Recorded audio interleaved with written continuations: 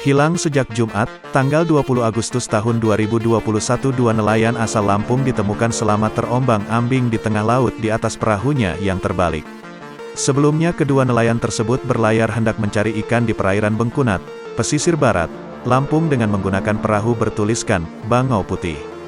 Namun saat berada di tengah laut, diduga perahu kedua nelayan itu terhempas ombak tinggi akibat cuaca buruk. Tak kunjung kembali ke daratan, Basarnas, BPBD, Polri, dibantu nelayan setempat melakukan pencarian kedua nelayan tersebut. Pencarian sempat terhenti karena cuaca buruk yang membahayakan regu penyelamat. Hingga beredarnya video amatir berdurasi 164 detik yang memperlihatkan penyelamatan kedua nelayan tersebut yang sedang terombang-ambing di atas kapalnya yang terbalik di perairan Pulau Jawa. "Yo, tarik, ucap salah satu warga saat menolong kedua korban di tengah laut. Diketahui korban bernama Irawan, 25, dan rekannya Rediansah, 23.